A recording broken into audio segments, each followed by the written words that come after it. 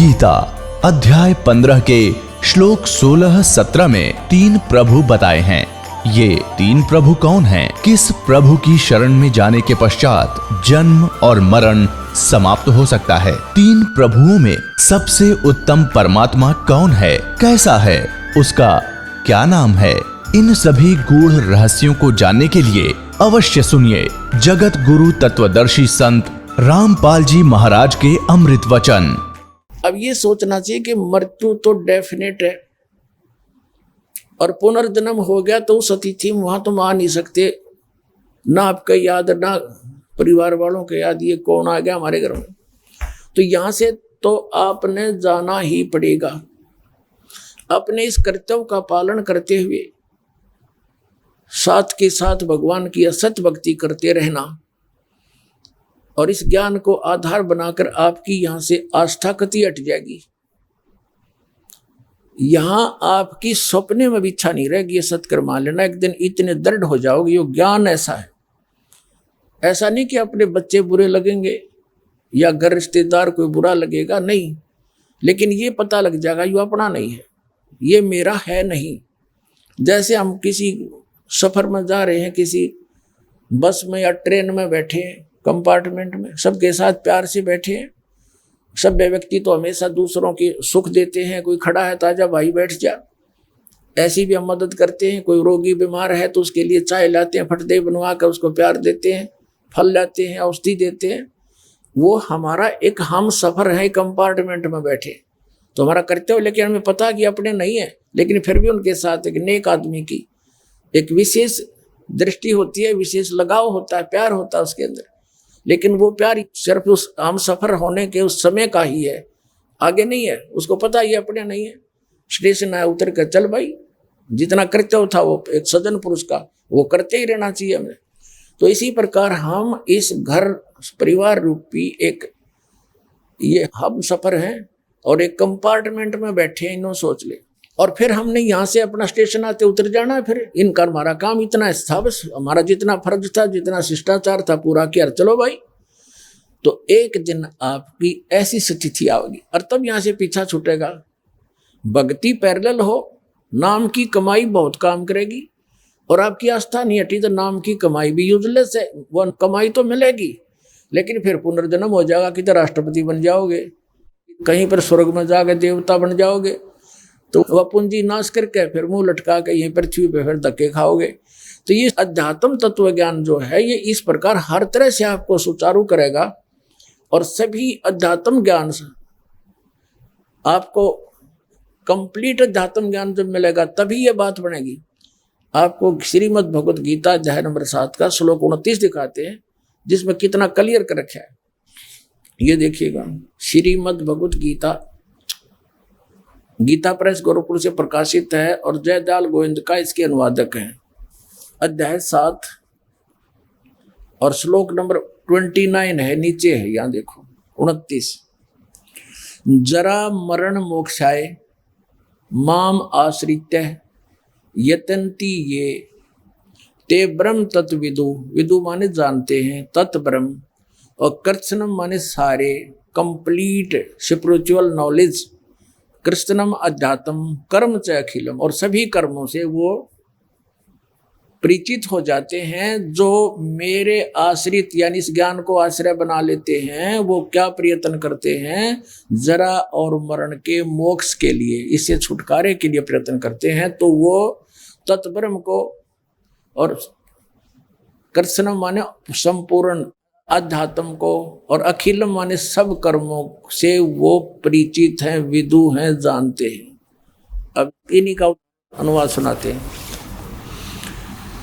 जो मेरे शरण होकर, जरा माने बुढ़ापा वृद्धावस्था, मरण माने मृत्यु से छूटने के लिए यत्न करते हैं, वे पुरुष वो व्यक्ति तत् माने उस ब्रह्म को, तत् ब्रह्म को, तत् ब्रह्म उस ब्रह्म को, संपूर्ण अध्यात्म को यानी पूरे अध्यात्म को तथा संपूर्ण कर्मों को जानते हैं। अब इसमें क्या स्पष्ट कर दिया कि जो संपूर्ण अध्यात्म को जानते हैं, अब संपूर्ण अध्यात्म क्या है जो दास आपको बता रहा है। इस पूरे सत्संग के दौरान आपको अध्यात्म ज्ञान से ही परिपूर्ण किया जाता है, ताकि आप यहाँ के इस झूठे सुख को जो अंतिम मान बैठे थे उससे हट सको। कंप्लीट ज्ञान बताया जाता है कि मान लीजिए आप ये सत भक्ति कर रहे हो और मोक्ष नहीं हुआ क्योंकि आस्था रहेगी। जैसे बच्चा खिलाड़ी है, खेल खेलता है, तो उसने सभी मर्यादाओं का पालन करते हुए फिर खेलना भी है, और मर्यादा का पालन करता रहेगा तो फाउल नहीं होगा, तो खेलने का समय मिलेगा, तो तब ही वो सफल होगा। तो मर्यादा में रहते हुए सब ज्ञान से परिचित होकर के कौन सा फाउल पॉइंट है उससे बचते हुए हम आगे चलेंगे तो हम सफल होंगे। खिलाड़ी ही सफल होते हैं। तो अध्यात्म ज्ञान से आपको फाउल पॉइंटों का पता चलेगा, हम कहाँ कहाँ मार खा सकते हैं, तो उससे डर के रहेंगे, बच के रहेंगे तो हम सफल होए पड़े। फिर तो इसमें भक्ति तो सबसे आसान है। परमात्मा कहते हैं प्रत्येक काम में परिश्रम करना पड़ता है, अपने एक कुछ एक्स्ट्रा अरेंजमेंट करके। अब जैसे एक रोटी बनाती बहन बेटियां, उनके सारे आइटम याद भी ना हो जाए बताना लागू था, कि चूल्हा चमटा पलटा है, कि नमक मिर्च सब्जी है, फिर पता नहीं के सांग जोड़ के, फिर गैस सिलेंडर लकड़ी चूल्हा, और दोनों टाइम 2-2 घंटे 1.5 घंटा लग जाता उनको काटन छोलन और बनाने में, और दोनों 3-3 टाइम बनाती है। उसमें कितना जुगाड़ जोड़ना पड़ा, और फिर भी बना के छोड़ा क्योंकि हमने उसकी आवश्यकता है, उसकी महिमा से हम परिचित हैं, आवश्यकता से। और इसमें कुछ भी ना लगता, चलते फिरते उठते बैठते मालिक को याद रखे, सिमरन करे मंत्र का। सफर जा रहे हो, सुबह घूमने गए हो, हाथ में माला और परमात्मा का नाम लेते जाओ। 1 घंटा 1/2 घंटा जान में, 1/4 घंटा 1/2 घंटा आने में मालिक को याद करते जाओ। बैठ के लेट के जैसी भी सुविधा आपको वैसे मालिक को याद करो। काम करते करते नाम उठत नाम बैठत नाम सोत जागवे, नाम खाते नाम पीते नाम सेती लागवे। ये तो सूक्ष्म वेद में परमात्मा ने बताया हमें। जैसे कबीर परमात्मा सारी सृष्टि के रचनहार, और उन्होंने फिर आकर एक जुलाहे की भूमिका करी। क्या आवश्यकता थी उनको? एक जुलाहे की भूमिका की क्या आवश्यकता थी उनको? इसलिए कि इस धंधे में भगवान हम बच सकते हैं। और परमात्मा ये भी दिखाना चाहते थे, जुलाहे तो कठिन काम नहीं होता, ध्यान रखना पड़े, एक एक धागा के डाल डूल कर उसका माँ कर फिर चलाना पड़ता है। और फिर भी भक्ति करता हूँ ये दिखाया करते मालिक के तुम भी कर सकते हो। जैसे खेत में किसान काम करता है, हमने देखे हाली क्या करा करते, रागनी गाया करते लक्ष्मी चंद की, बैला को पाछो पाछो बांटे जाते बे, मतलब अरे हम गावांगे भगवान के गुण। बीज बोते समय में बीज में भी अच्छा प्रभाव पड़ेगा, उसके खाने वालों पर भी असर अच्छा होगा उसका, भगवान की महिमा से वो ओतप्रोत होंगे। तो इसी प्रकार काम करते करते हमने उस मालिक के नाम का जाप करना है। कभी सुमन करने लग जाए, कभी परमात्मा की महिमा की कोई 2, 4, 10 वाणी याद कर ले, उन्हें गावे और रोए, फिर मंत्र करने लग जा। सुबह के नित्यनेम करे, दोपहर की रमैनी, शाम ने फिर संध्या आरती, बीच में अपना जोटा लगे तो भगवान की भक्ति मंत्र करता रहे। तो इतना बिजी शेड्यूल हो जाएगा आपका, बकवाद का टाइम में ना मिले, ताश खेलन में समय खोवा हम हैं, सारा दिन बैठे रहे मुंह पाड़े, पार्का में बैठ के पता नहीं के औड़ी सोड़ी राजनीति की बतलावें, ये जन्म नष्ट कर रहे हैं वो व्यक्ति। और जब ये ज्ञान होगा देखना, पार्कों में बैठ के परमात्मा की चर्चा चला करेगी। क्योंकि अब तो छक लिए रामकृष्ण की कहानी सुन सुन के, बीच में ये और पंथ आकर उनसे भी हमें रिजेक्ट कर दिया, और उनके पास खुद ज्ञान था ही नहीं। तो हम नास्तिक होने जा रहे थे, और आज के दिन ऐसी स्थिति आ गई है, जो व्यक्ति ये कहता मैं ना मानता किसी ने, मैं भक्ति ना करा करूँ भगवान की, मैं कोई गुरु ना बना रहा, इसमें वो गर्व महसूस करता है इस बात से, क्योंकि ये नकली संतों ने बैठा दिया, अध्यात्म मार्ग को बिगाड़ के जड़ दिया। तो ये दुर्भाग्य था हमारा। अब दया करी दाता ने। अब प्रसंग चल रहा है कि हम पूरे अध्यात्म ज्ञान से जब परिचित हो जाएंगे तो तभी हम ये प्रयत्न करेंगे, यहां से जरा और मरण से छूटने के लिए दोनों दुख खड़े दिखाई देंगे आपको। अब तो हम अफलातून बढ़ रहे हैं, खूब ठीक शरीर है, बूढ़ा आदमी बैठा है लाठी के साथ, धीरे धीरे चल रहा, आराम सपीटता जाओ उसके पास से न टीटी बन के। फिर थोड़े दिन बाद से 60 साल के बाद वो बूढ़े दिखने लग जाएंगे आपने, क्योंकि ज्ञान से दिखाई देता है। वैसे तो जब तक जो ठीक शरीर है आपका, इतने कोई दुखी नहीं नजर आता, वो होगा हम नहीं। और फिर उसका दुख स्वयं दिखाई देगा, जैसा दर्द आपने हो ऐसा जान बिराने। तो फिर हमने महसूस होगा कि ये हमारे गेल भी बनेगी। लेकिन पुण्यात्माओं, जिसके पास ये मालिक की भक्ति है, आप देख लेना आपका बुढ़ापा कितने प्यार से कटेगा, साथ खड़ा दिखाई देगा मालिक आपको, याद रख लेना। और जो भक्ति नहीं करते ना घर के सुने, और कदे कोई बीमारी है, कदे कोई रोग है, सारा दिन कभी आंख बनवानी है तो उनमें ठीक नहीं बनी, दूनी खराबी होगी, और फिर परमात्मा की दया से सारे काम सेट होते चले जाएंगे। इसलिए भगवान की भक्ति किया करते हैं। तो यहाँ रहेंगे तब तक तो हमें यहाँ सुख देगा मालिक, और यहाँ से जाएंगे जब ऐसे जाएंगे, परमात्मा कहते हैं आए हैं सो जाएंगे ये राजा रंग फकीर, एक सिंहासन चढ़ के जाएंगे बंदे जा जंजीर। जाना तो नबी है जो भक्ति नहीं करते, मृत्यु तो उनकी भी होगी, शरीर छूटेगा, लेकिन उनको तो यम के दूत घसीट के ले जाएंगे, जो अपराधी को ले जाते हैं पुलिस वाले। और जो भक्ति वाले हैं उनको परमात्मा जहाज भेजेगा और बिठा के ले जाएगा अच्छी सीट पे, और पता भी नहीं चलेगा कब पहुंच गए वहां पर। अब जो प्रसंग चल रहा है हम उसी पर आते हैं कि जब हम संपूर्ण अध्यात्म ज्ञान से परिचित हो जाएंगे और सभी कर्मों से परिचित हो जाएंगे, ऐसे कर्म करेंगे तो ये फल होगा, ऐसे करेंगे तो ये फल होगा, अब तो हमें डर ही नहीं रहा।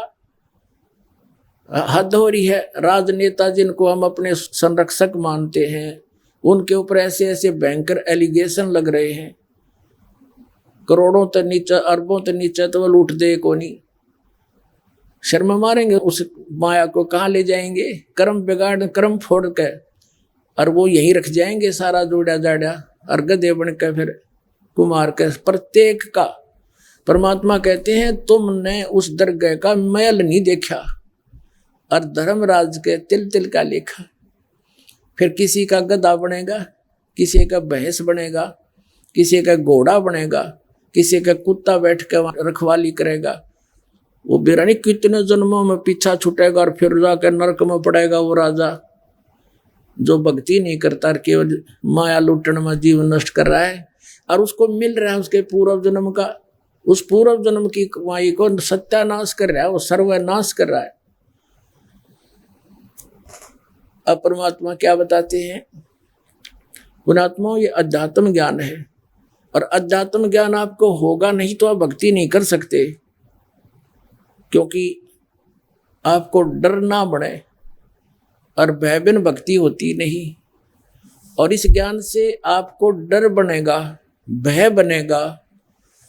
जैसे बालक छोटा होता है, नादान बच्चा होता है, वो सर्प को भी पकड़ लेता है और सर्प डस जाता है, वो मृत्यु को प्राप्त हो जाता है, गड्ढे में गिर जाता है सड़क के, और डूब के मर जाता है जल में। और कहीं पर स्पार्किंग हो रही होती है, तार गिरा हो नीचे और उसमें कोई ज्वाइंट लूज हो, उसमें स्पार्किंग हो रही हो, उसको आतिशबाजी जानकर पकड़ लेता है और मृत्यु को प्राप्त हो जाता है। अब जब वो बच्चा समझदार हो जाता है, उसकी बुद्धि काम करने लग जाती है, फिर वो दूर से वो आप भी डरता है, क्योंकि ज्ञान से भय बना उसको कि बिजली का तार ऐसी स्थिति में हो कितना भयंकर होता है, तो उससे आप भी डरता है, अन्य को भी सतर्क करता है कि इसके निकट ना जाना, भयंकर बिजली है, इसमें पकड़ लेगी, वो करंट है, मार देगी। आप भी डरा और दूसरे को बचाया। ऐसे ही सर्प के विषय में जब न्यू पता लग जाएगा वहां से सर्प है, तो आप भी भागेगा, औरों को सतर्क करेगा कि दूर दूर होना, वहां सर्प है, और पहले उसको पकड़ लेता था और मर जाता था। तो ऐसे इस ज्ञान से आप इतने सियाणे हो जाओगे, और फिर आपने ये विष दिखाई दे गया, रिश्वत, दूसरे को लूटना, मिलावट करना, किसके लिए? देखो, इसका समाधान कंप्लीट होगा।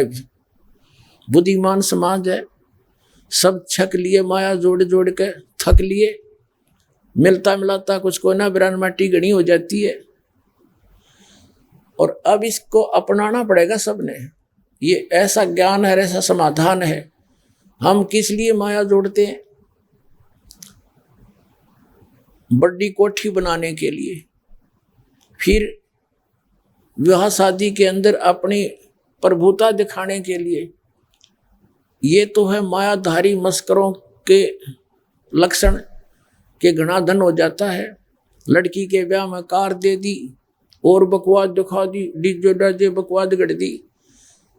उसके पास तो धन है, पिछले जन्म का पुण्यकर्मी प्राणी है, बर्बाद कर रहा अपने उस सारे पुण्यों को। अब उसने तो कर दी वो बकवाद क्योंकि उसके पास पैसा उपलब्ध है। अब गरीब आदमी उसकी नकल करे, अपनी बेटी को कहाँ से वो कार दे। अब देखा देखी ये रिवाज एक बेमतलब की स्टार्ट होगी। गरीब आदमी भी दुखी पान लागे, इस तरह के दहेज को दे करके अपनी बेटी को समझते हैं या सुरक्षित रहेगी। सपने में भी सुरक्षा नहीं हो सकती। बेटी को या बेटे को सुरक्षित चाहते हो तो मालिक से जोड़ दो, परमात्मा का आश्रय दिला दो उसको। और ये वो समर्थ परमात्मा है, भाग में ना होगा तो भी आवश्यक वस्तुएं आपको अवश्य उपलब्ध कराएगा। फिर आपको इतना ज्ञान हो जाएगा कि विवाह के अंदर हमने खर्च नहीं करना। आप भक्त बनो, आप भक्ति मार्ग पर चलने वाले बनोगे तो आपको अपने आप महसूस होगा कि जो व्यक्ति सफर करता है वो बहुत कम सामान लेकर ही चल सकता है, सारे घर न ठाकर नहीं चल सकता वो।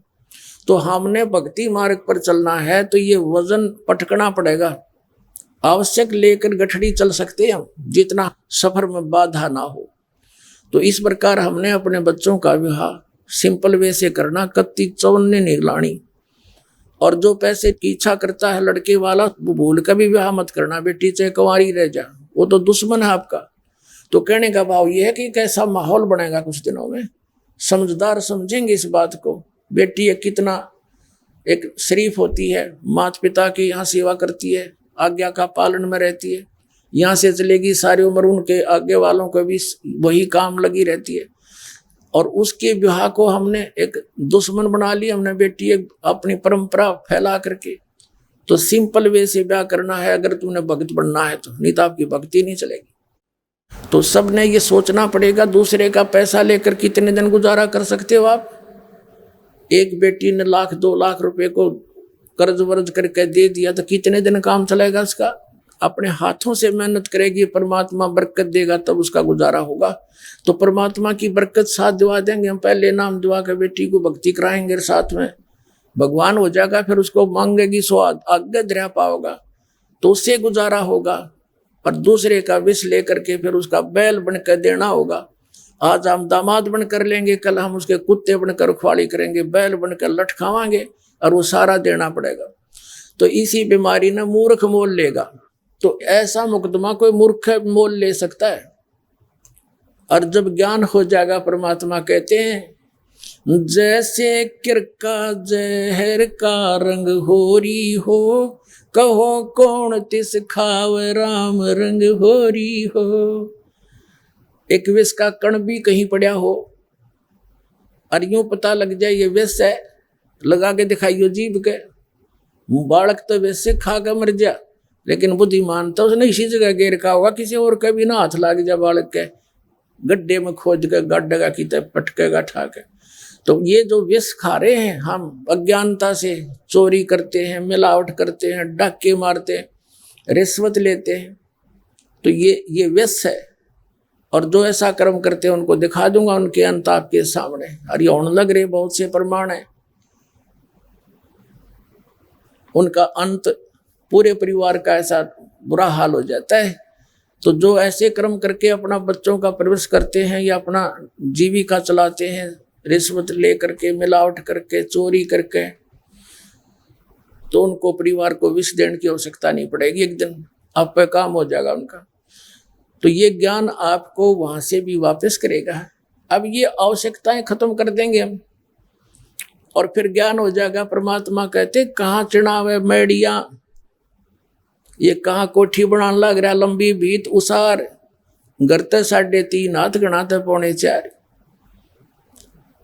आज तो लंबी लंबी दीवार बना करके ऊंची ऊंची कोठियां बना रहा, कल मृत्यु हो जाएगी। और कुत्ता बन के उसकी छाम पिछले कान भी ना बैठने देंगे, क्यों रात ने शोर करे, फिर ऊपर तो डले मारे उसके, मरे इकलो है। तो कहते हैं परमात्मा कुछ आंख खोलो, इस ज्ञान से खुलेंगी आंखें। ठीक है, भगवान ने जो आपकी व्यवस्था करी है, सिंपल वे से एक मकान बनाओ, गर्मी और सर्दी से बचने के उद्देश्य से। चाहे किसी का भी हो तो झोंपड़ी का झोंपड़ी डाल लो, मालिक बचते रहो, यहाँ टाइम पास करना है। हमारे दादे परदादे पिछली पीढ़ियां हमारे को याद है, हमारे आने वाले बताते रहे, झोंपड़ियों में टाइम पास करके बढ़िया चैन से रहा करते थे। आज माया तो होगी लेकिन सबका टेंशन लटक रही है। किसी ने देख ले, ये बूढ़ी बूढ़ी भी लागी टेंशन, मेरा टेंशन हो रही है, इन टेंशन है का ना भी रहा था पहला की हो से। अब सबका टेंशन हम ना बना रहा कि बकवास बढ़ा के। तो इन सब को हम खत्म करेंगे और तभी हम भक्त बनेंगे, भक्ति मार्ग पर तभी चल सकेंगे। दूसरा ये ध्यान रखो आप, परमात्मा का दिया ज्ञान है, ये तत्व ज्ञान है, गॉड गिवन है, कोई डूम बाट के गीत नहीं है। दास कोई रोजी रोटी के लिए इस मार्ग पर नहीं लगा, ये भी आपको दृढ़ विश्वास होना चाहिए। दास ने कुछ पाया इसके अंदर और देखा ये सभी संत भ्रमित है, सारी पब्लिक भ्रमित है, इनके पीछे अपना जीवन नष्ट कर रही है। जो परमात्मा ने दया करी इस दास पर, आपको जगाने के लिए भौंक रहा है ये परमात्मा का कुत्ता, आप धनियों को जगाने के लिए। जो धनी होंगे वो जाग जाएंगे और जो नहीं जागेंगे फिर अपना घना नुकसान करा लेंगे। तो कहने का भाव ये है कि हम परमात्मा ने जो ज्ञान दिया है इसको आधार बनाकर आगे चलना पड़ेगा, तभी हम सफल होंगे। तो कहने का भाव है कि जो दास आपको वचन सुना रहा है ये भगवान के वचन समझ लेना और इसका प्रत्येक का पालन करना आपका कर्तव्य बना, यदि आप भक्ति और कल्याण चाहते हो। तो प्रसंग तो चल रहा था कि जैसे हम जो भी व्यवस्था करते हैं, एक तो इसको मिनिमाइज करके हम आगे बढ़ सकेंगे। बहुत सी ऐसी परंपराएं हैं, जैसे भात है, ये भात एक परंपरा बनकर रहेगी, इसकी आवश्यकता क्या है हमारे को? वही लेन देन और कर्ज बढ़ाने वाली बात है। और बहन सिरदर्द बनेगी, जो कहें भाई लड़की का तो कहते हैं संतान भी दुखी करे, उसका संतान का ब्याह हुआ फिर भी एक ब्याह उनका शुरू हो जाता माम्या गए। तो ये खत्म करना हमने। जैसे वैसे तो बुद्धिमान लोग या आवश्यकता थोड़ी सी महसूस करने लग गए, बच्चे को चुन्नी पर लाने लग गए, तो सब सिस्टम बंद हो गया, ना बात की जरूरत पड़ती ना कुछ और। लेकिन वो कुछ एक होकर सीमित हो गए, नहीं बाकी सेम तो वो ड्रामा शुरू हो गया। तो हमने सारा सिस्टम ऐसे ही करना पड़ेगा आगे से विवाह का, और ना आगे बात बूत की चिंता, वो समस्या खत्म करनी है। तो कहने का भाव यह है कि इस प्रकार की जो परंपराएं हैं बेमतलब की, ये हटाकर हम इस सब भक्ति मार्ग पर चल सकेंगे। हमने समाज को नहीं देखना।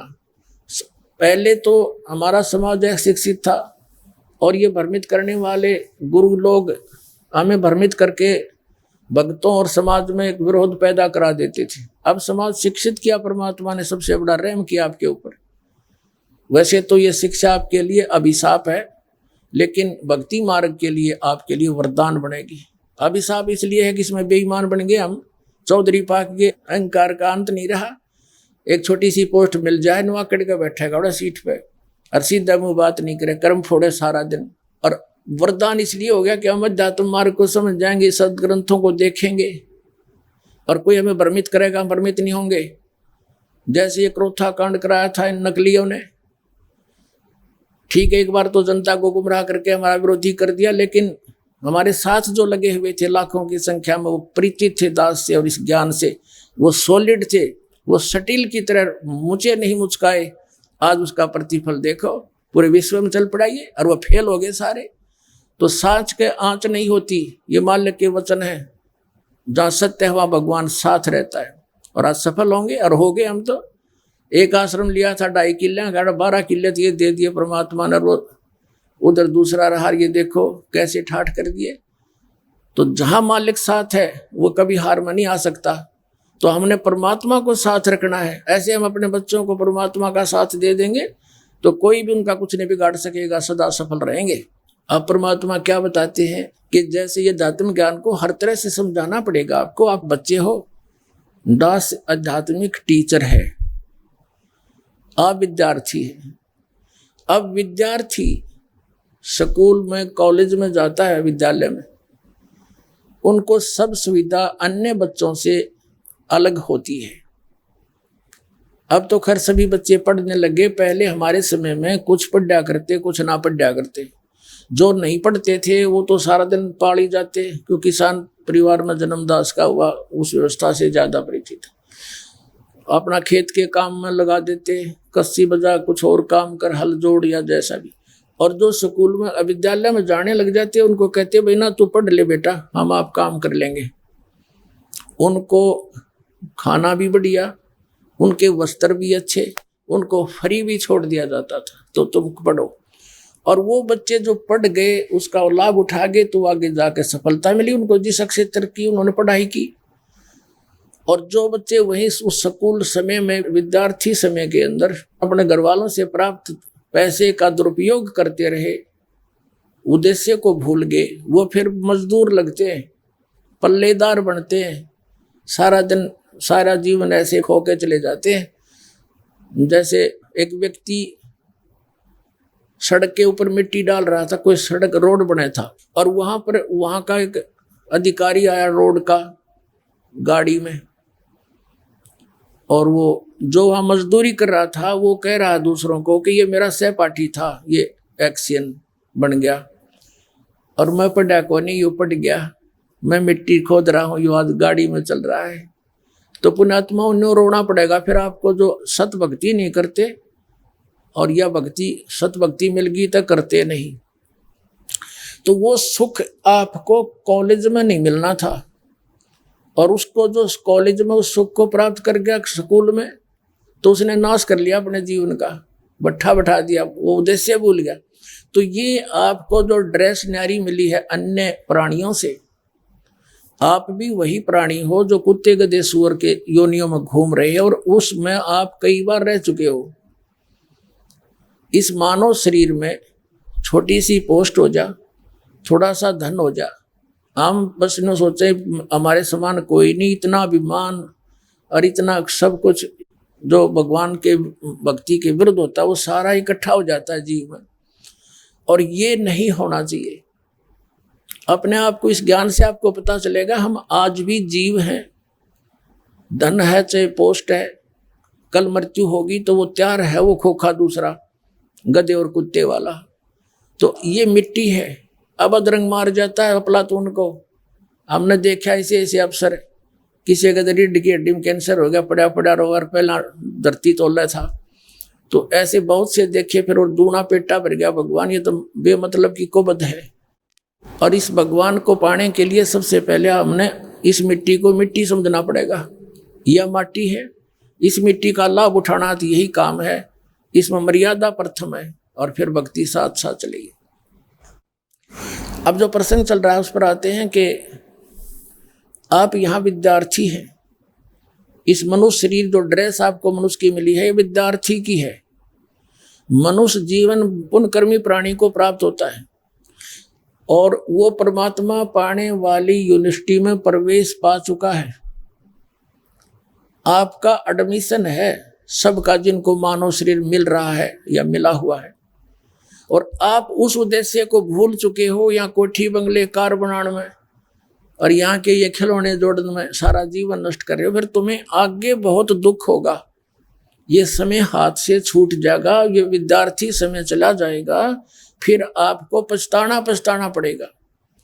कबीर साहब कहते हैं, आछे दिन पाछे गए, गुरु से किया ना हेत, अब पछतावा के करे चिड़िया चुगी खेत। जो दास आपको बता रहा है, ये परमात्मा का ज्ञान है, ये किसी संगी भजनी का बनाया हुआ लोकवेद नहीं है, गॉड गिवन ज्ञान है।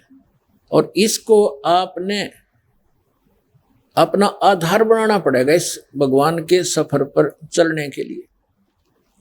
टू दी पॉइंट चलना पड़ेगा आपने, और सफलता ना हो तो फिर दास को बताइए, रोज नहरे चमत्कार दिखा दूंगा आपके घरों पर। जो भगवान किया करता है परमात्मा कहते हैं कि साहेब के दरबार में कमी काहे की ना, अंसा मोज नहीं पावता तेरी चूक चाकरी में। इस कबीर परमात्मा के डिक्शनरी में, शब्द कोश में इम्पॉसिबल वर्ड नहीं है। बाकी सभी भगवानों की डिक्शनरी में इम्पॉसिबल वर्ड है, यानी वो नहीं कर सकते उसको काम को। कुछ ऐसे होते हैं जैसे प्रारब्ध के कर्म को ना श्री कृष्ण काट सके, ना श्री राम काट सके, ना विष्णु काट सकता, ना ब्रह्मा काट सकता, भोगने ही पड़ते इनको। ना ब्रह्म काट सकता, केवल परम अक्षर ब्रह्म, वो पूर्ण परमात्मा ही हमारे पाप कर्म प्रारब्ध के नाश करके हमें सुखी कर सकता है। तो ये वो परमात्मा जिसके शब्द कोश में असंभव शब्द नहीं है। तो हमने वो मिल गया ही, अभी तक तो वो मिला ही नहीं था, ये रास्ता ही नहीं मिला था। अब आपको मिल गया, इतना आसानी से मिल गया है, समझ लो। तरीका इतना सिंपल है ये। इन अनाड़ियों ने हठ योग करके, तपस्या खड़े होकर करके, आंख कान बंद करके 2.5 घंटे सुबह, 2.5 घंटे ये बकवाद गढ़वा दिए हमारे थे। और हमने सोचा यही रास्ता होगा। आम आदमी ने कहा भारत बस का कोई ना 2.5 घंटे सुबह बैठा, 2.5 घंटे शाम ने। कैसे बैठे? एक मजदूर आदमी सारा दिन कस्सी बजावे, बैठ के दिखाओ। और दूसरी बात ये है कि चल हमने परमात्मा पाने के लिए घर भी छोड़ना पड़ जाए, और ये तरीके से मिलना होता हम ये भी कर ले, पर ऐसे मिलना नहीं, किसी को मिला नहीं। कोई प्रमाण किसी सदग्रंथ में नहीं ये क्रियाएं करने का। श्रीमद् भगवद गीता अध्याय नंबर 16 के श्लोक नंबर 23-24 में कहा कि अर्जुन, जो शास्त्र विधि को त्याग कर मनमाना आचरण करते हैं, यानी मनमानी पूजा करते हैं, उनको न तो कोई सुख होता है, ना उनकी गति होती है, न उनको कोई सिद्धि प्राप्त होती है, यानी उनको किसी प्रकार का कोई कार्य सिद्ध नहीं होता। तो यूजलेस। हम इन 3 कामों के लिए परमात्मा की भक्ति करते हैं। हमें यहाँ सुख हो, हमारे कार्य सिद्ध हो, और हम सतलोक प्राप्ति हो, हमारा गति हो। तो शास्त्र विधि को त्याग कर, यानी जो सदग्रंथों में पूजा की मेथड है, पूजा की जो विधि है, उसके अनुसार साधना करके ही हम सफलता प्राप्त करेंगे। उसके विपरीत जो साधना करें वो यूजलेस है। श्रीमद् भगवद गीता अध्याय नंबर 16 के श्लोक 24 में तुरंत कहा है, इससे तेरे लिए अर्जुन कर्तव्य की व्यवस्था में सदग्रंथ ही प्रमाण है। किसी के लोक वे दंत कथा पर मत सुनना। जो सदग्रंथों में लिखा है ऐसा ही कोई संत बताता है तो वो तत्वदर्शी संत है, उससे उपदेश लेकर कल्याण होगा, अन्यथा नहीं होगा। अपने आत्माओं, ये हम कथा तो बहुत सारी सुना सकते हैं आपको, लेकिन दास ये चाहता है कि आपको वो अध्यात्म ज्ञान जहाँ जहाँ आप अटके बैठे हो उन नकली संतों और ऋषियों के पास, तो वो आपके जो अंधेरा से वो हट जाए।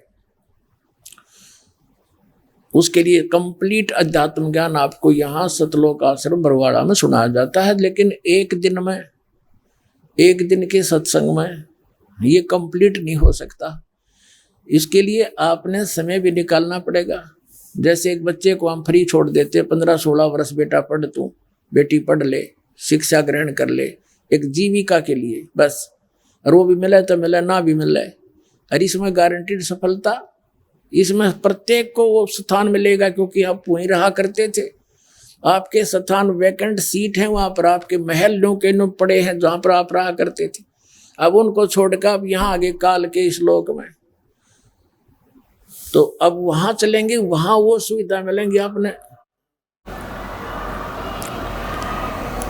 आपको वहां वो सब सुविधा मिलेंगी जिनकी खोज आप यहाँ नमक की बोरी में जिस सुख को खोज रहे हो यहाँ नहीं मिल सकती। असंग जन्म हो गया अपन यह खोज करते हैं यहाँ पर, और यह खोज पूरी नहीं हुई, वो मिला नहीं, हम मर गए, मनुष्य जीवन बर्बाद करके फिर गधा बन गए, वह मिल गई फिर वह सुख सारा, कुत्ते बन गए, अंडे धक्के खाते।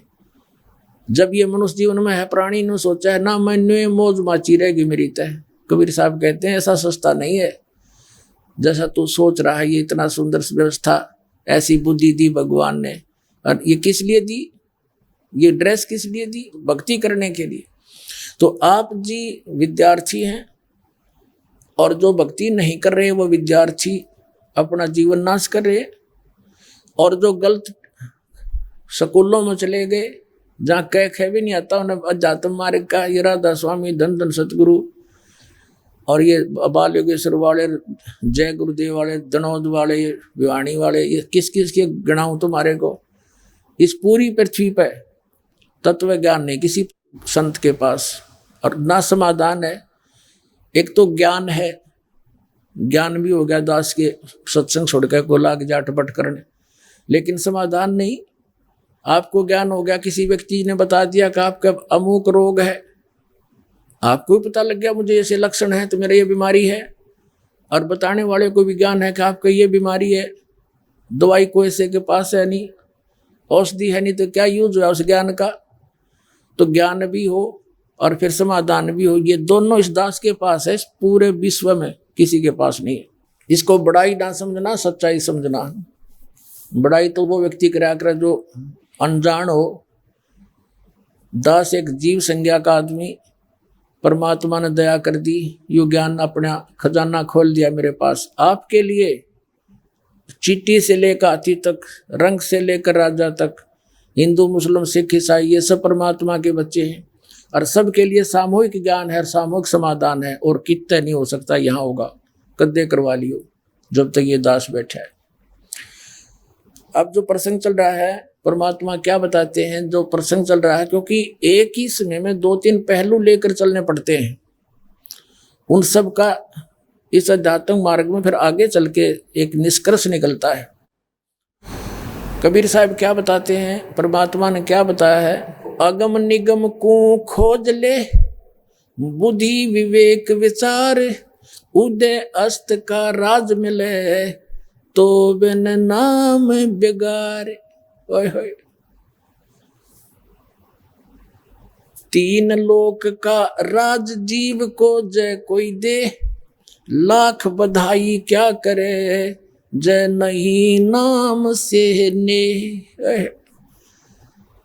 एक व्यक्ति एमएलए बन जाता है, काख पीटता फिर पता नहीं के बन गया, और मंत्री बन जाता है तो फिर तो कहना है कि इन्होंने सोचा बस मन तो पता नहीं के पा लिया। मुख्यमंत्री बन जाता है तो फिर तो कहना ही क्या, प्रधानमंत्री बन जाता है तो छट दे गल। अब कहने का भाव ये है कि जब हमने तत्व ज्ञान होगा उस समय आपको ये बालक दिखाई देंगे जो कंकरों से खेला करते, कंचों से खेला करते हैं, ये राष्ट्रपति, प्रधानमंत्री, मुख्यमंत्री ऐसे दिखाई देंगे आपको, क्योंकि ये पिछले जन्म के पुण्यकर्मी प्राणी हैं, और उस पुण्य के आधार से आज ये अच्छी पोस्ट प्राप्त होगी। जैसे पहले किसी ने अपने इन्वर्टर की बैटरी चार्ज कर रखी है और फिर चार्जर तोड़ के गिर दिया, फेंक दिया ठाके, दोबारा चार्जर लगाया नहीं, जब तक वो बैटरी चार्ज है वो सारे काम कर रही है, पंखा भी चल रहा है, बल्ब भी जग रहा है, ट्यूब भी जग रही है, नो प्रॉब्लम। और जब वो डिस्चार्ज होगी फिर सारी ये प्रॉब्लम, क्योंकि वो चार्जर नहीं था उसके पास, वो कनेक्शन था नहीं उसके पास, तो फिर प्रॉब्लम पर प्रॉब्लम। आपने देखा होगा के गुनाहों, क्योंकि जब तक हमें ज्ञान नहीं था तब तक हमने सोचा था वो तो मर गया, हम जीवित हैं। अब वो मरे हैं, अब डर हमने लगे भगवान कदे हमारी टिकट कटेगी, जब भक्ति कम रहेगी तो नासे पटेगा। तो उनकी मृत्यु से हमने अपनी भक्ति दिखा है। फिर ये तो कबीर साहब कहते हैं, साथी हमारे चले गए हम भी चालन हार, कोई कागज में बाकी रह रही था तला गिरीवार, जो चले गए हमने सोचा भी नहीं जाएंगे, परमात्मा कहे अपना नंबर आने वाला, कोई कागज में बाकी रह रही है, जिस दिन वो कागज पूरा होगा 1 सेकंड भी ना लावे और ठा के फूके आऊंगे, तू वहां पर अपना अकाउंट दे रहा होगा धर्मराज के दरबार में, फिर पछतावेगा माथा पीट पीट के, फिर बने कुछ नहीं। तो प्रसंग जो चल रहा है वो बताते हैं कि बहुत से प्रमाण आपको दिखा दिए। एक पोलैंड देश का पूरा मंत्रिमंडल, जिसमें 95 सदस्य थे, मंत्री, एमपी और प्रधानमंत्री, उनका किसी की मृत्यु पर शोक व्यक्त करने जहाँ थे के जहाज में बैठ के, वो जहाज एक्सीडेंट हो गया और सारे मर गए। अब चाट ले उस प्रधानमंत्री पद ने, वो जब तक बैटरी थी इतने तक पता नहीं क्या क्या स्कीम बना के जहाँ थिर फट दे वापस आवांगे, ये करेंगे वो करेंगे, यही तक को मार करेगा, क्या करना उसने, गधे बन गए। क्योंकि नियम है जितना उच्च पोस्ट पर होगा उतनी बकवाद गणी करेगा। राजा में अभिमान होता है और उसने अपने राज्य व्यवस्था के लिए अवश्य कोई अनर्थ करने पड़ते हैं बगैर ज्ञान के, और वो सारे पाप अकाउंट में लिखे जाते हैं और पुण्य वो खत्म करके चलाई जाता है। फिर गधा बने, क्या कुत्ता बने, कीड़े अपने सिर में। तो पुण्यात्माओं, इनसे डर बनेगा आपका। ये कोई बालकों का ज्ञान मत समझना, ये परमात्मा का दिया हुआ ज्ञान है। क्या बताते हैं? अगम निगम को खोज ले, बुद्धि विवेक विचार, उदय अस्त का राज मिले, तो बिन नाम बेगार। अब बेगार किसे कहते थे? आप तो डेफिनेशन भी भूल गए होगे, हमने पता है, क्योंकि हम उस समय से उभर कर आए हैं जब ये इस तरह की भाषा प्रयोग होती थी। पहले क्या होता था, एक टेम्पो चला करते थे, 3 पहिया वाले बड़े बड़े, पेट्रोल से चलते थे। सन 1963-64 की बातें हैं। तो वो 2 हमारे गांव से और दूसरे गांव तक 2-3 टेम्पो चला रहे दिन में। एक दिन आया नहीं, उससे दूसरे पूछने लगे कल क्यों नहीं आया, क्या बात होगी? उसने बताया कल मैं बेगार में फंस गया। बेगार क्या होती थी? पहले पुलिस वालों के पास ये व्हीकल नहीं होते थे, गाड़ी जीप जापसी, और ऐसे ये किसी का 3 व्हीलर पकड़ लेते, किसी की जीप ले लेते, कहीं रेड लगानी होती तो उसको पकड़ लिया जाते और उसको चौन नहीं देते नहीं, वो अपने पास से ही तेल डलवाता और सारा दिन इधर चल उधर चल, यानी सारा दिन उसकी रेल बनाए रखे और शाम ने छोड़ दे जा। खाना भी अपने घर तक खाया उसने, तेल पेट्रोल का खर्चा भी अपने पल्ले से डाला, और 1 मिनट क्या नहीं सारे दिन भागता दिखेगा, स्पीड पूरी रही। तो वो कहता था कि आज मैं बेगार में फंस गया था और 200 रुपये का तेल घर तक फूका। उस टाइम 200 20,000 समझ लो आज के। 200 रुपये का पेट्रोल फूक दिया, सुबह पकड़ लिया 6 बजे और रात के 12-1 बजे तक छोड़ा, पता नहीं 20 गामा में ले गए, वहाँ से करता। तो कहने का भाव ये है कि जैसे वो 3 व्हीलर वाला सारा दिन पंजा टेक्या नहीं, टायर बाजता रहा, खूब चलता दिखा, उधर जा रहा है उधर जा रहा है, चवन्नी की तो इनकम नहीं, पल्ले खर्चा तेल का और हो गया। तो ऐसा समझो उन मंत्री और प्रधानमंत्री, इन राजाओं को जो भक्ति नहीं करते, सारा दिन का कितना बिजी शेड्यूल है और आगे पाछे इनका जय जयकार करनी है, सलूट मारनी है नौकर। परमात्मा कहते हैं तो बेगार पीटन लग रहा है, जिसके पास नाम नहीं है, इसकी खूब इधर जा रहा है, कभी वहां जा रहा है, कभी वहां दौरा कर रहा है, तो ये तो पल्ले तो अपना वो पुण्य बर्बाद कर रहा है और खूब बिजी दिखाई देता है। इनकम 1 नए पैसे के नहीं और पुण्य सारे बर्बाद कर रहा है। इसके लिए भगवान कहते हैं अगम निगम को खोज ले, यानी बहुत से में देख इस ज्ञान के आधार से, और बुद्धि विवेक विचार, उदय अस्त का राज मिले, यानी पूरी पृथ्वी का भी तुझे राज्य प्राप्त हो जा, तो बिन नाम बेगार। 3 लोग का राज जीव को जय कोई दे, लाख बधाई के करे जय नहीं नाम तने। कबीर साहब कहते हैं कबीरा सब जग निर्धना, धनवंता नहीं कोई, और धनवंता सो जानिए जिस पर राम नाम धन होए। तो इस राम नाम के धन से, भक्ति से, सतनाम की कमाई से, अब ये सतनाम 2 अक्षर का, इस 2 अक्षर के मंत्र का, सतनाम का आज तक किसी को पता नहीं, इस दास के अतिरिक्त। तो मोक्ष कैसे होगा उनका? अंडरस्टूड है, जो रोग काटने की दवाई नहीं उनके पास, कितना बड़ा हॉस्पिटल खोल रखा है उन्हें, वो तो बोर्ड हॉस्पिटल का, सारे नकली बैठे हैं उसमें। तो ये अध्यात्म मार्ग है। इस अध्यात्म मार्ग जितना गपला मैंने कितने नहीं देखा, कहीं ना कहीं थोड़ी बहुत सच्चाई पावे थी इसमें, कितने ए से लेकर जेड तक जितने सत्कर मान लेना, किसी के पास अध्यात्म ज्ञान नहीं। देखो गीता पढ़ के सुना दी, कोई रामायण महाभारत का कथा सुना दी, ये बात तो सेपरेट है। अब बता दिया जन्म मरण का रोग आपका लग रहा है, जन्म मरण के रोग की औषधि सतनाम है और सारनाम है, वो किसी के पास है नहीं। 5 नाम काल के जानो, 5 नाम काल के दे रखे, मरण के ये काल के फंसे रहने के, तो वो किसे हॉस्पिटल है, कैसे संत हैं, वो अंडरस्टूड है। थोड़ी सी बुद्धि से काम जिस दिन मानव समाज लेगा, बुद्धिमान आज को बालक थोड़ी है। और दास का उद्देश्य क्या है कि आपको सच्चाई बताऊं, और भगवान से मिलाऊं, जन्म मरण से छुटवाऊं, जरा मरण का रोग नाश करवाऊं। मेरा उद्देश्य यही है और स्वार्थ नहीं है, केवल परमार्थ के लिए दास ने शीश दे रखा है और आखिरी सांस तक गुण गाऊंगा। और दूसरी बात ये, दूसरे संत भी कुछ ऐसे हो सकते हैं जो परमार्थ ही के लिए लगे हैं, लेकिन उनके पास परमार्थ करने का साधन नहीं, तो वो परमार्थ का उन्होंने नाश कर दिया, दिशा गलत ले जा रहे हैं और बन गए गाइड। तो वो क्या गाइड खाक हुए ना पे नहीं पता, औरों पंथ बताओ ही आपने जाने रहा, औरों को मार्गदर्शन करें, स्वयं पता नहीं, तो वो तो मूर्ख हैं, वो आप भी जीवन नष्ट कर रहे हैं, उनको भ्रमित कर रहे हैं। तो यही दशा सभी संतों की है, ये सत्य मान लेना, दास की एक एक बात पर विश्वास कर लेना आप, जब सफलता होगी। क्योंकि दास बगैर प्रमाण के एक शब्द भी नहीं बोलता।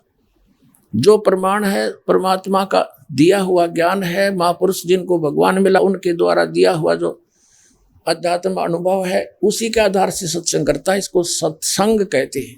अब प्रसंग चल रहा था कि जो मेरी शरण होकर जरा और मरण से छूटने का प्रयत्न करते हैं, वे तत्परम विदु, उस परमात्मा से परिचित और सारे अध्यात्म मार्ग से परिचित हो जाते हैं और सभी कर्मों से परिचित होते हैं। कबीर साहब कहते हैं, तुमने उस दरगाह का मैल नहीं देखा और धर्मराज के तिल तिल का लेखा, तिल तिल का। फिर आपको जब ज्ञान होगा ना, फिर देखना आपका हाथ कैसे वापस आओगा, आप परमार्थ में शीश दोगे। दास वो दिन देखना चाहता है, जैसे यह हाहाकार मात्री कितने देख ले राजनेताओं को, जनता 5 साल में बदल के देख ले है, घना 10 साल तक रो पीट के काट देगा एक मंत्री, मुख्यमंत्री, प्रधानमंत्री, और फिर बदल के देख ले, शायद दूसरा बढ़िया पा जा, उसको फिर 5 साल में उसने उथले हैं, फिर तीसरा शायद बढ़िया पा जा। अपने आत्माओं पहले समाज तैयार करना पड़ेगा, वो बढ़िया समाज को ज्ञान देना पड़ेगा, इसमें से फिर बच्चे ऊपर जाएंगे, वो करेंगे स्थापना, पूरी सेटिंग करेंगे, शांति होगी, रिश्वतखोरी समाप्त होगी, जहर दिखाई देगा, ना लेन दे ना लेवे हुए, तो फिर ऐसी व्यवस्था सुधरेगी। और ये दास वो तैयारी कर रहा है, कुछ ही दिनों में हो जाएगा, गणे दिन नहीं लगेंगे। जब तक जनता को ये ज्ञान नहीं होगा, ये विष है। अब जैसे एक दुखी व्यक्ति जाता है कर्मचारी के पास, अधिकारी के पास, या तो किसी तगड़े का सताया हुआ धनवान का, तो वहां जाता है धनवान, फिर पहले पहुंच जाता है, रिश्वत देकर उनको सेट कर लेता है, वो गरीब टक्कर मार के आ जाता है, उसकी कितना सुनाई नहीं। हो गया न्याय, कौन देगा इस न्याय को? जब राजा लोग माया के पीछे दौड़ रहे हैं, तो वो न्याय कैसे देंगे हमें, कैसे आपको सुखी कर सकते हैं? तो पहले समाज को ये ज्ञान हो कि हमने गणा नहीं चाहिए, इतना चाहिए जो मालिक हमारा गुजारा हो। साईं इतना दीजिए जा मैं कुटुंब समावे, हम भी भूखे ना रहे, अतिथि ना भूखा जावे। और इस भक्ति को करके देखना, और फिर ये समाज के ये बच्चे आगे चल के अधिकारी होंगे या राजनेता, किसी भी पार्टी में जाओ, हमने इसी से कोई लिंक नहीं। फिर ये देखना कैसा समाज तैयार करेंगे, एक नया पैसा नहीं लेंगे, कति सबको समान दृष्टि से देखेंगे, इनको भगवान दिखाई देगा, वह तलवार दिखाई देगी, वो जहर दिखाई देगा, जो सियाने बच्चे होने के बाद दिखाई देता है। तो दास आपको सियाना बनाना चाहता है। अभी तो हमारा समाज कम है, भगत समाज, और अन्य समाज ज़्यादा है, तो हम निखर नहीं पा रहे हैं। अब कुछ ही दिनों में ये ज्ञान फैल रहा है, परमात्मा की दया है, बहुत स्पीड से फैल रहा है। और दास देख रहा है यहाँ पर प्रत्येक समागम में हजारों की संख्या में पुण्यात्मा 2-2, 3-3, 4-4 हज़ार आ रहे हैं, उपदेश लेकर जाते हैं, इस ज्ञान से परिचित होकर आते हैं। फिर उनको सुख देखना, जिस दिन आप सच्ची श्रद्धा से इस मार्ग को अपना लोगे और सब और पूजाएं त्याग दोगे और नेक नीतिता अपना जीवन शुरू कर दोगे, उसी दिन देखना बरकत आपके घर में न्यारी दिखा दूंगा। कोई बालक नहीं, मैं 17 साल हो गए दास ने इस मालिक को अजमात्या ने, और जो जिनके पास एक साइकिल नहीं था, कारों में चलते हैं। देखो आपकी बीमारी में लगने हैं 2 लाख रुपये लग जाएगा बालक, और मर भी जा, और वो आपको फ्री में ठीक करेगा मालिक। यहाँ पर जब आपकी नीत साबित हो जाएगी, वो पैसा बच गया। बीड़ी शराब मांस तम्बाकू आपने छोड़ी भी नहीं है, किसी की रिश्वत लेनी नहीं, तो आपका ये कितना बचाव हो गया। ना दहेज देना ना लेना, बता फिर क्या खातिर रिश्वत लेंगे हम, शर्म मारेंगे उस धन ने। 2 रोटी खाएंगे, भगवान का गुण गावेंगे, सतलोक चले जाएंगे। एक सुचारू काम हो जाएगा, बाधा खत्म हो जाएगी भक्ति से और ज्ञान से, और भगवान साथ रहेगा। अब क्या बताते हैं, गीता ज्ञानदाता कहता है कि जो मेरी शरण होकर मेरे इस ज्ञान को आश्रय करके तत्वदर्शी संतों के पास चले जाते हैं, वो केवल जरा और मरण से छूटने का प्रयत्न करते हैं। जो जरा और मरण से छूटने का प्रयत्न करते हैं, यानी वृद्धावस्था और मृत्यु से जो मोक्ष प्राप्ति चाहते हैं, वे सारे अध्यात्म ज्ञान को और सभी कर्मों को तथा उस तत्व ब्रह्म को जानते हैं। उस तत्व ब्रह्म को, जैसे दास ने आपको बताया था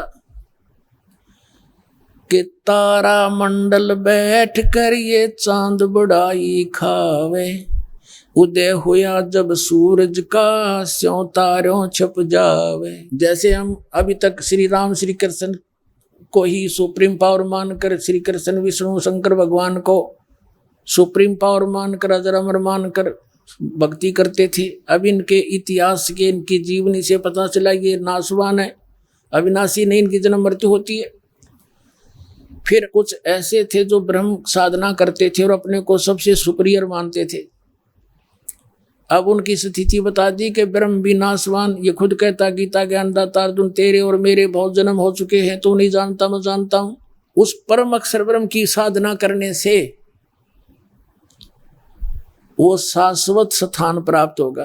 वो तत्व ब्रह्म कौन है, ये सारा निष्कर्ष अब ये निकलेगा, वो कौन है वो तत्व ब्रह्म। अब देखिएगा, ये है श्रीमद् भगवत गीता, आपको दिखा रहे थे। श्रीमद् भगवत गीता जयदयाल गोविंद का इसके अनुवादक है। अब हम यहाँ पढ़ रहे थे 7वां अध्याय का 29वां श्लोक पढ़ा।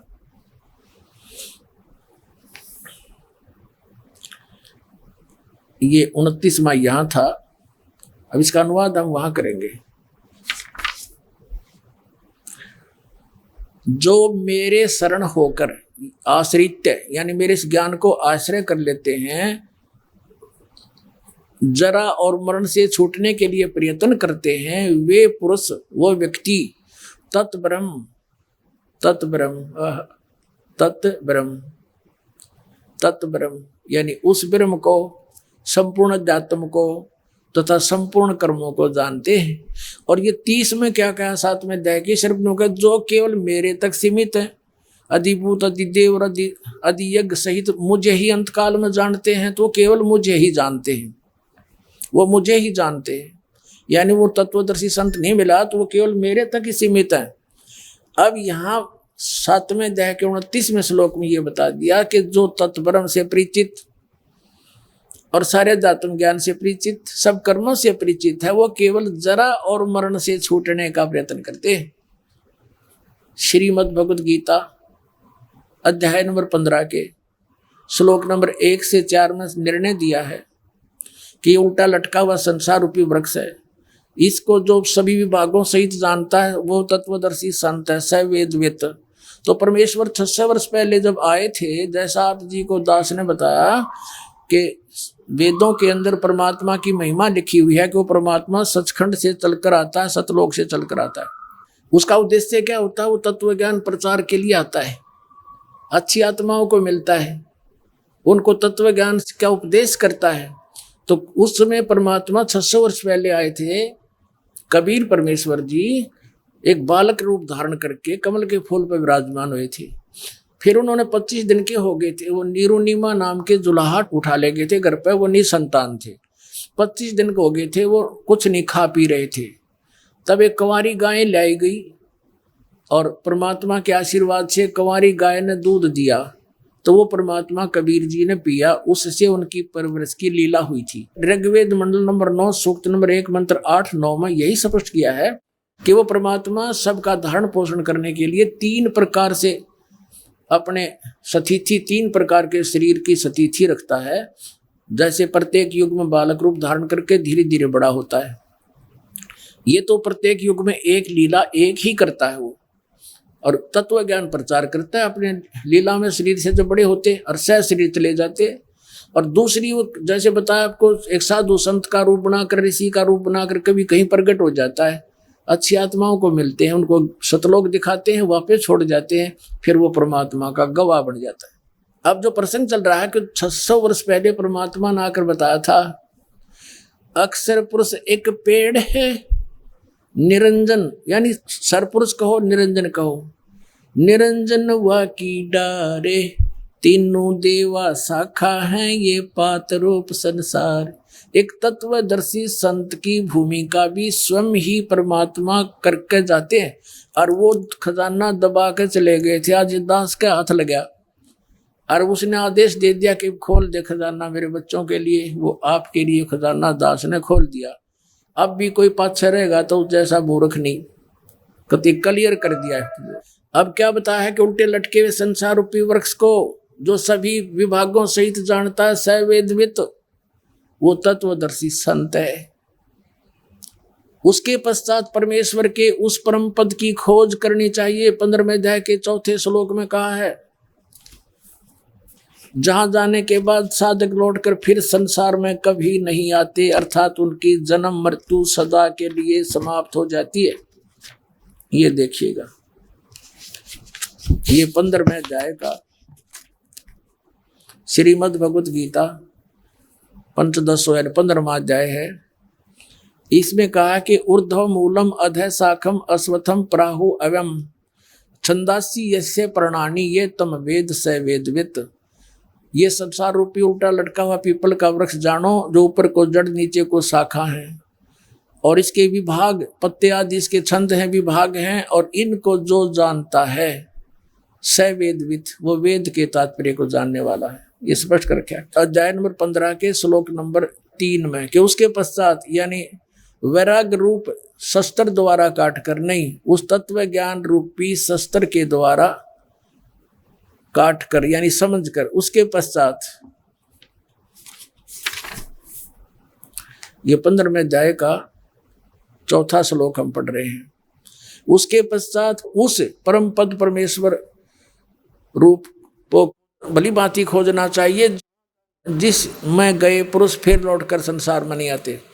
इसका अर्थ यह है कि परमात्मा के उस परम पद की खोज करनी चाहिए, जहां जाने के बाद साधक फिर लौटकर संसार में कभी नहीं आते। और जिस परमेश्वर से यानी गीता ज्ञान दाता अपने से अन्य के विषय में कह रहा है, पुरातन संसार वृक्ष की प्रवृत्ति विस्तार को प्राप्त हुई है, अर्थात जिस परमेश्वर ने सब ब्रह्मांडों की रचना की है, उसी आदि पुरुष नारायण के मैं शरण हूं, इस प्रकार दृढ़ निश्चय करके उस परमेश्वर का मनन और निधिध्यासन करना चाहिए। अब गीता ज्ञान दाता ये स्पष्ट कर रहा है कि अर्जुन तेरे और मेरे बहुत जन्म हो गए। दूसरे अध्याय के 12वें श्लोक में गीता जी में, चौथे अध्याय के 5 और 9 में, और 10वें अध्याय के दूसरे श्लोक में कि मेरे भी जन्म मृत्यु होती है, तेरा भी जन्म मृत्यु होता है।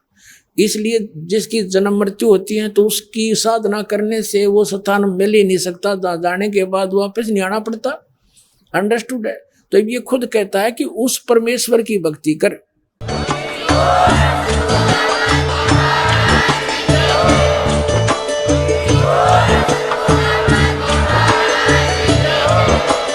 आप सुन रहे थे जगत गुरु तत्वदर्शी संत रामपाल जी महाराज जी के मंगल प्रवचन। अधिक जानकारी के लिए विजिट कीजिए हमारी वेबसाइट www.jagatgururampalji.org। संत रामपाल जी महाराज जी के शुभ आशीर्वाद से पूरे विश्व भर में 500 से भी ज्यादा नाम दीक्षा केंद्र हैं, जिन पर संत रामपाल जी महाराज जी द्वारा ऑनलाइन निशुल्क नाम दीक्षा दी जा रही है। अपने नजदीकी नाम दीक्षा केंद्र का पता करने के लिए संपर्क करें 8222880541।